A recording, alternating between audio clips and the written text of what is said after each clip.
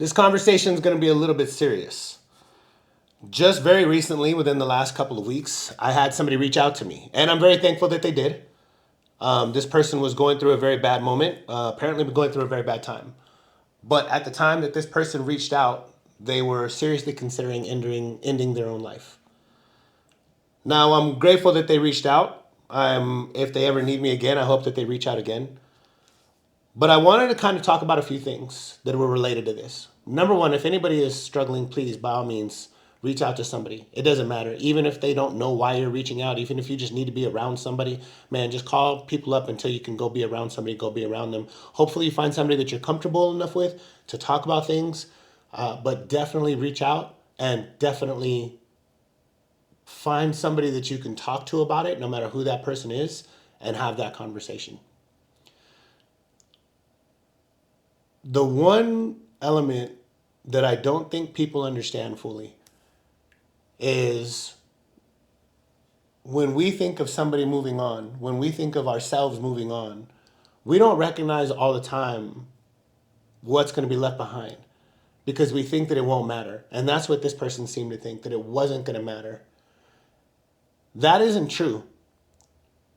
Whoever was counting on you before this happened, whoever, the people that loved you, whenever somebody dies, whenever somebody loses somebody that they loved, they'll be like, they say things like, I wish I would have visited more.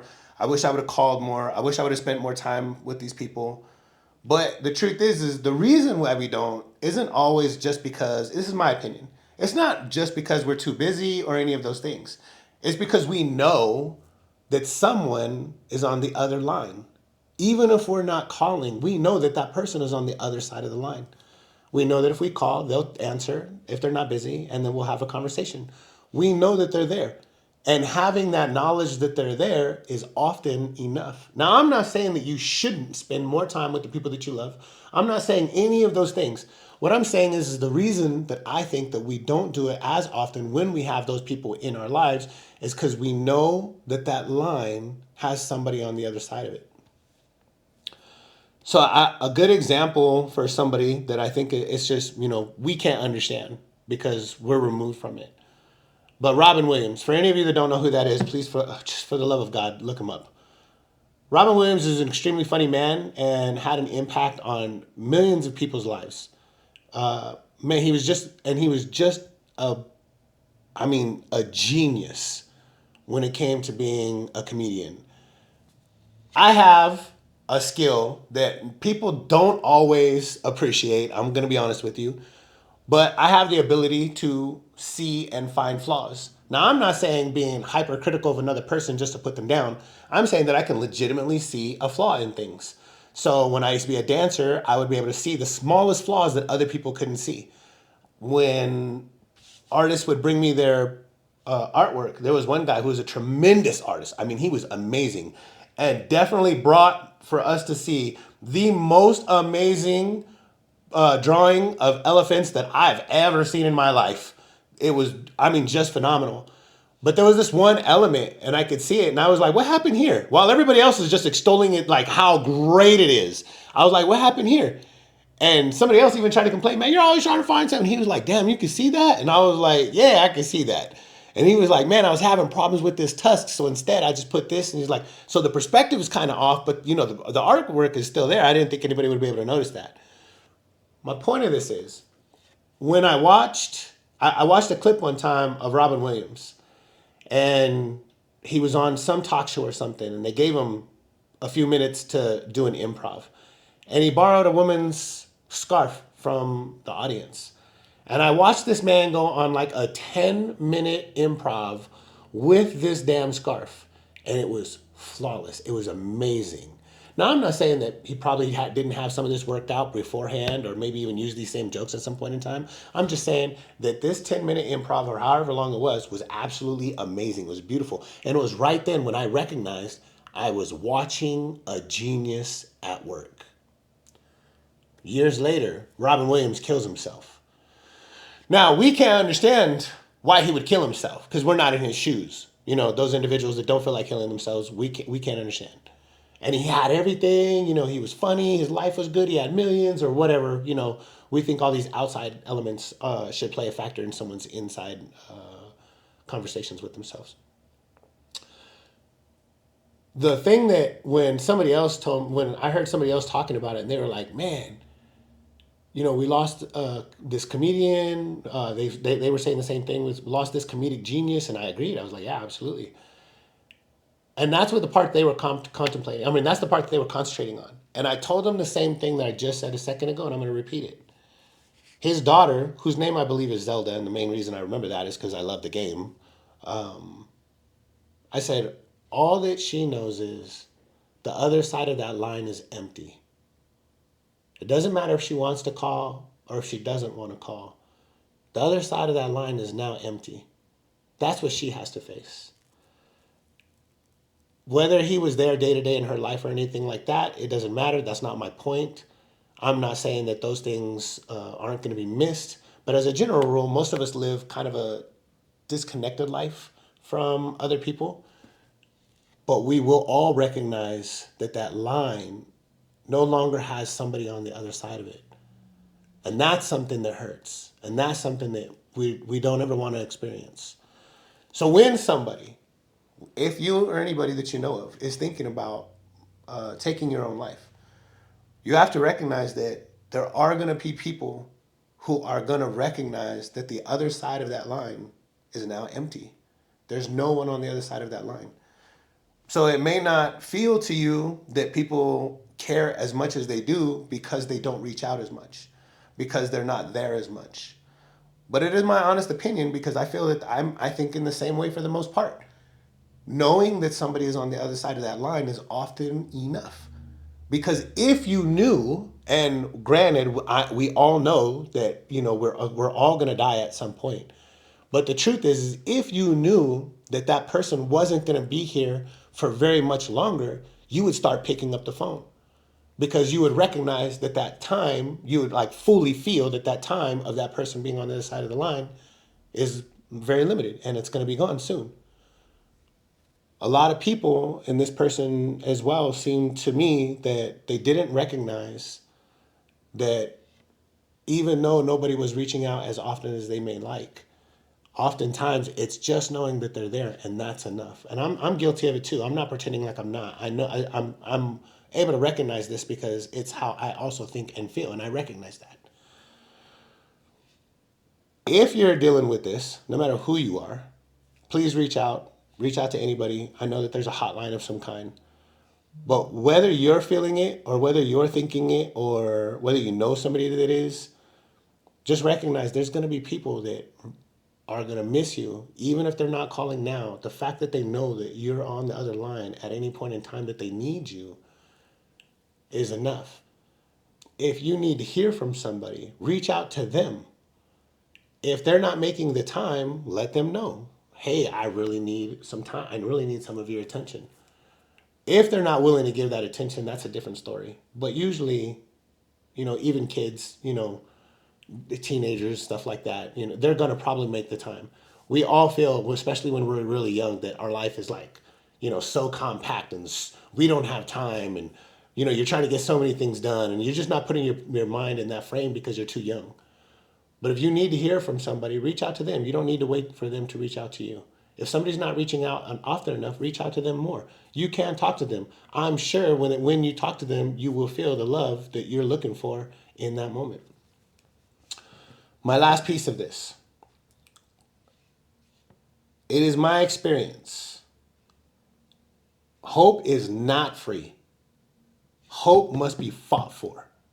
That is my experience. Now, I come from a very rough background. I come from the gang-infested streets of California. I was involved in all that stuff in the very early 90s. So that was not a hopeful society. That was not a hopeful environment. Most of those people are living without hope. I know you guys are not going to understand this, that don't come from that environment. And I know anybody that, anybody who breaks the law is just a horrible, horrible person. And you didn't have what was inside of you you didn't have what it takes to, be part of normal society, blah, blah, blah. But the truth is, when you're surrounded by hopelessness, it's the individuals that are fighting to get the fuck out of there. Those are the ones that are fighting for hope. the ones that are selling drugs and stuff like that to get the fuck out. Not the ones that are just selling it so that they can have a fucking sack of weed, go out to the club and get drunk, buy a pair of shoes once a week, and buy a t-shirt every day. Not those guys. I'm not talking about that. I don't know what their goal sets are because I was never like that. While I sold drugs, my goal was always to get the fuck up and out. Hope is not free. It must be fought for. I also spent a very long time in prison. If you think that the streets may possibly be a hopeless environment, prison is definitely a hopeless environment. The overwhelming majorities of individuals in there are living with one sense of hopelessness or another. At a certain point, though, what they call getting institutionalized, or part of what they call getting institutionalized, is part of the things. Part of that is recognizing, well, this is what it is, so I have to accept it, right? So it's that level of acceptance. That level of acceptance of how things are is one of the elements that's going to be the base foundation for you to be able to fight for your hope. So recognizing it is what it is. I have found myself in a bad position. I have found myself in a position that I don't like. I have found myself in a place where I don't feel that life is worth living at this moment. But that it is what it is. We're here. The next thing is finding what it is that's going to make you want to fight. Now I get it. When you're coming from a hopeless thought process, your thinking is nothing matters. Even if you are truly at a point where you cannot feel anything but misery, but suffering, even if you can't feel anything but that, maybe you can't even feel that, okay. You still have a psychological concept of what would make life better. And so you got to start figuring out what those things are and then start building upon those things, start fighting for those things, start working for those things, start moving towards those things. It doesn't matter what it is. And if it could be just as simple, if you're out here, and it could be just as simple as recognizing there's people that are counting on you to be on the other side of that line when they call. It could be just that simple. I'm not trying to make it sound like I know all the answers, because I don't. I'm not trying to make it sound like I know what it's like to come from a position where you want to take your life, because I don't. But I do know what it's like to be presented with somebody who was thinking of doing this thing and was apparently literally on the verge of actually doing it. I do know what that is like, and I do know everything that was going through my side, my mind, in my heart when this happened.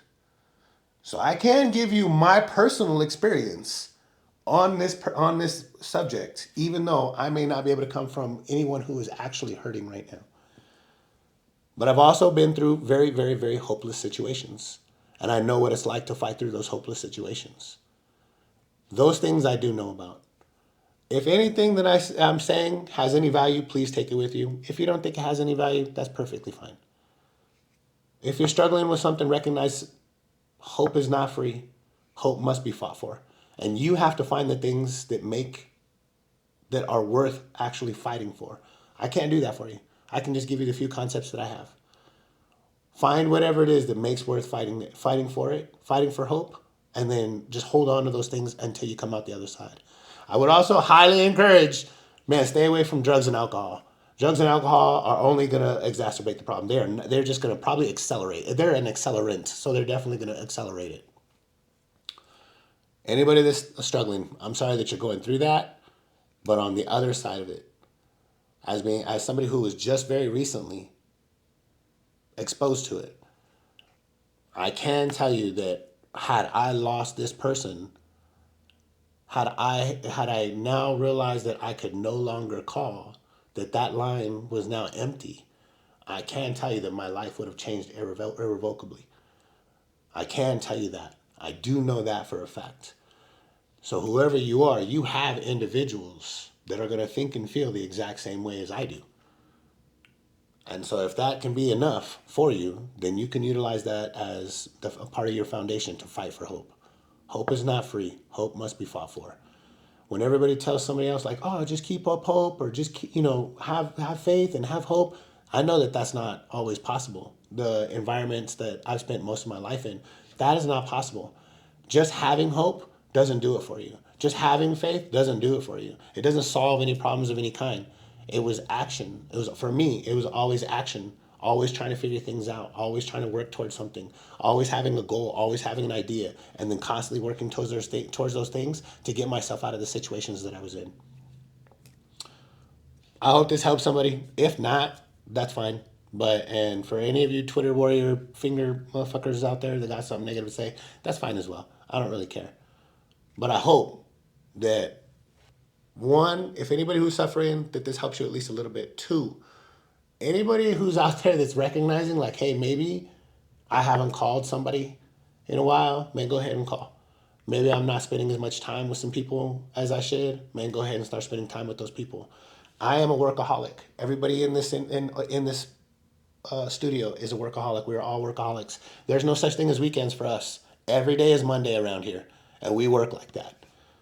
So I'm guilty of it as well, and now I am doing my best to rearrange how I was operating at least a little bit, so that I can start spreading my attention to the places that it should be, so people don't feel that they're being left out of my life.